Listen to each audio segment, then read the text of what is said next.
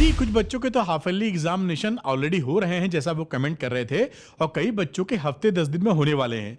तो इसमें एक आपके एक स्पेस है, सीक्रेट स्पेस, जहां पर आप थोड़ा सा भी फोकस करेंगे तो अच्छे खासे मार्क्स करीबन 24-25 नंबर तक आप गेन कर सकते हैं। वो है थ्योरी एंड डेफिनेशंस। यहां पर आप याद करें और थोड़ा समझें, और वही बातें एग्जामिनेशन में लिखने के काम आ जाएंगी। तो मैं उन टॉपिक्स को हाईलाइट करूंगा जो अक्सर एग्जामिनेशन में काफी रिपीट होते हैं। तो शुरू से अंत तक पूरा वीडियो देखिएगा, जिससे आपको पूरी क्लैरिटी मिल जाए। और हां, इससे पहले मैं इंपॉर्टेंट डेरिवेशंस और इंपॉर्टेंट न्यूमेरिकल्स के भी इसी तरीके के वीडियो बना चुका हूं, उनका लिंक भी डिस्क्रिप्शन में दे दूंगा। आप क्लिक करके अगर चाहें तो उसको देख सकते हैं। तो वेलकम टू अरविंद एकेडमी। मैं हूं अरविंद सर। मुझे 25 साल से ज्यादा का टीचिंग एक्सपीरियंस है।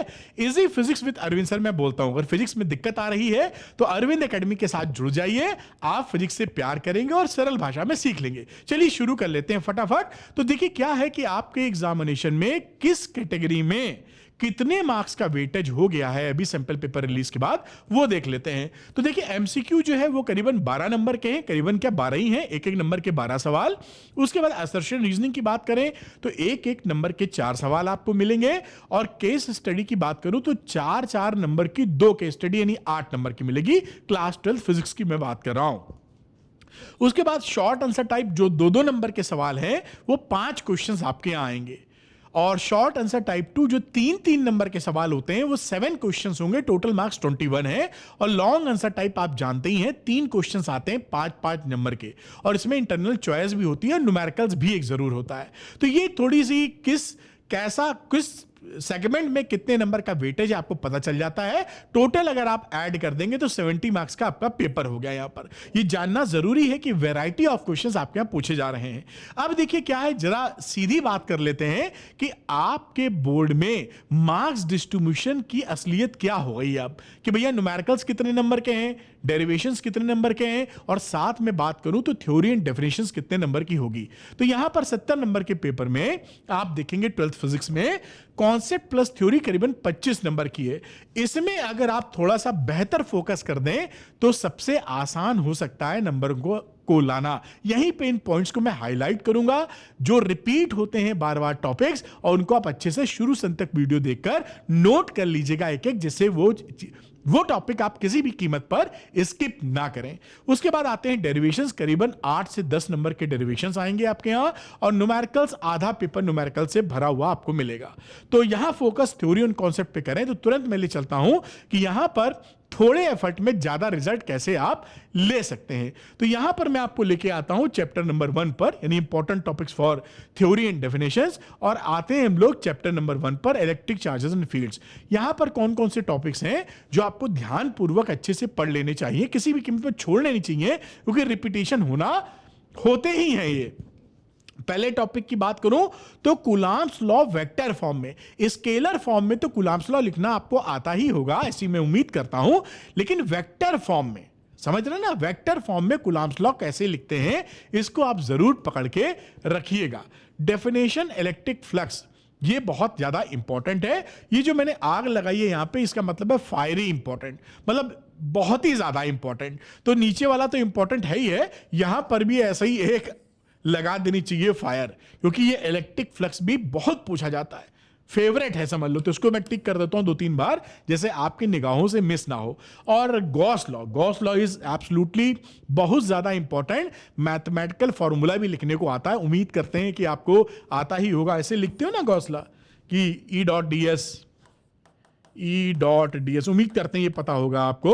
और यहां पर कहते हो Q net upon epsilon not, ये टोटल जो फ्लक्स होता है किसी भी क्लोज्ड बॉडी से, उसका मैथमेटिकल फॉर्म ये लिखते हो। तो ये आपने पढ़ा ही होगा, लेकिन आपको एक्सप्लेन करना या लिखना भी आना चाहिए। जब ये लिखोगे तो मैंने तो डायग्राम नहीं बनाया, एक छोटा सा बाजू में डायग्राम बना दीजिएगा इसी को लेके, तो फट से पूरे नंबर आपको मिल जाते हैं। ये प्रेजेंटेशन की ट्रिक्स होती हैं कि जहां भी फॉर्मूला नहीं भी पूछा है, आपको आ रहा है तो एक लाइन का फॉर्मूला लिख दीजिए, कुछ जा तो रहा नहीं आपका, और वो अच्छे टेस्ट में जाता है। एक छोटा सा डायग्राम रफ स्केच कर दीजिए, उससे एग्जामिनर को क्लैरिटी हो जाती है कि आप बातों को अच्छी तरह जानते हैं। ये मैंने टिप्स दे दी कि प्रेजेंटेशन आप अपनी कॉपी में कैसे करना चाहिए, तभी तो पूरे नंबर मिलेंगे। आपको आता कितना है तो इंपॉर्टेंट है कि कितना एग्जामिनर को बता पाए, प्रेजेंट कर पाए।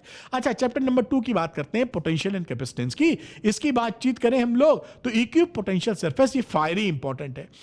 इससे सवाल आपके यहां आएगा ही आएगा, क्या मतलब होता है और क्या इसकी प्रॉपर्टीज होती हैं। इक्विप पोटेंशियल सरफेस का अगर आपको एक एग्जाम्पल पता है तो कमेंट सेक्शन में कमेंट करके मुझे बताइएगा कि कम से कम एक एग्जाम्पल तो बताइएगा ही कि भैया ये इक्विप पोटेंशियल सरफेस होती है, क्योंकि पूछा जाने वाला है आपसे, इसलिए बोल रहा हूं। Properties of conductors, electric field के अंदर कंडक्टर की क्या प्रॉपर्टीज होती हैं। अच्छा, ये भी जरा कमेंट करिएगा, बहुत आने वाला क्वेश्चन। ये कंडक्टर है और ये इलेक्ट्रिक फील्ड मैंने यहां डाल दी, तो इसके अंदर इलेक्ट्रिक फील्ड कितनी होगी। ये कंडक्टर है तो electric field inside the conductor, ये इलेक्ट्रिक फील्ड है, कितनी होगी मुझे बताइएगा, कमेंट सेक्शन में कमेंट कीजिएगा। डाइलेक्ट्रिक की मीनिंग एंड प्रॉपर्टी, डाइलेक्ट्रिक क्या होता है और उसकी प्रॉपर्टीज क्या होती हैं, ये भी काफी पूछे जाने वाला सवाल है। चैप्टर 2 का ये हो गया। चैप्टर 3 की बात करूं, करंट इलेक्ट्रिसिटी की, तो करंट इलेक्ट्रिसिटी में drift velocity extremely important. Fire तो मैंने लगाया है। ड्रिफ्ट वेलोसिटी की डेफिनेशन जब भी पूछी जाए, छोटा सा जो एक फॉर्मूला होता है, जो उम्मीद करते हैं आपने याद किया होगा, चिपका दीजिएगा। पूछें या ना पूछें, फॉर्मूला चिपका दीजिएगा, उससे आपका प्रेजेंटेशन बेहतर हो जाता है। एक्सप्लेन किरचॉफ लॉ, और किरचॉफ लॉ को भी एक्सप्लेन करिएगा।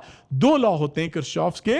पहला लॉ किस पर बेस्ड होता है बताइए और सेकंड लॉ किस पर बेस्ड होता है ये भी बताइए। बहुत पूछा जाता है, मैं आंसर नहीं कर रहा हूं, आप कमेंट में कीजिएगा कि किरचॉफ का पहला लॉ किस पे बेस्ड है और किरचॉफ का सेकंड लॉ किस चीज पर बेस्ड है। अब मूविंग चार्जेस एंड मैग्नेटिज्म की मैं बात करता हूं, तो यहां पर राइट बायो-सावर्ट लॉ, इसका भी आप जो फॉर्मूला होता है उसको आप अच्छे से क्लियर कर लेंगे विद डायग्राम, छोटा सा डायग्राम है। Right and explain Ampere's law, ये भी बहुत, जैसे गॉस लॉ पूछा जाता है वैसे ही एम्पियर्स लॉ पूछा जाता है, और ये अलग से आपकी किताब में मेंशन है। 1 एम्पियर की डेफिनेशन ये बहुत पूछी जाती है, फायरी इंपॉर्टेंट है, अलग से सिलेबस में मेंशन है 2 लाइन की बात, लेकिन मेंशन है इसलिए एक्सट्रीमली इंपॉर्टेंट है। फिर ये बड़े सवालों में आ जाता है क्वेश्चन कि एमसीजी मूविंग कॉइल गैल्वेनोमीटर क्या होता है, उसका प्रिंसिपल वर्किंग डायग्राम, और एमसीजी का कन्वर्जन उसको एमीटर या वोल्टमीटर में कैसे कन्वर्ट करोगे, मोस्ट इंपॉर्टेंट। तो यहां जहां आग निकल रही है हिलती हुई, उसको आप डबल टिक कर लीजिएगा, एक्सट्रीमली इंपॉर्टेंट। चैप्टर नंबर 5 की बात करें, मैग्नेटिज्म एंड मैटर की, थ्योरेटिकल चैप्टर है मोटे तौर पे। तो पैरामैग्नेटिज्म, फेरोमैग्नेटिज्म, डायमैग्नेटिज्म क्या होता है और इनकी प्रॉपर्टीज को अच्छे से तैयार कर लीजिएगा, डायग्राम बेस्ड क्वेश्चन भी में पूछे जाते हैं। चैप्टर 6 की बात करें, इलेक्ट्रोमैग्नेटिक इंडक्शन की, तो इसमें फैराडे लॉ क्या है एक्सप्लेन करना और लिखना, और लेंज लॉ बहुत इंपॉर्टेंट है, इसको जरूर पकड़े रहिएगा।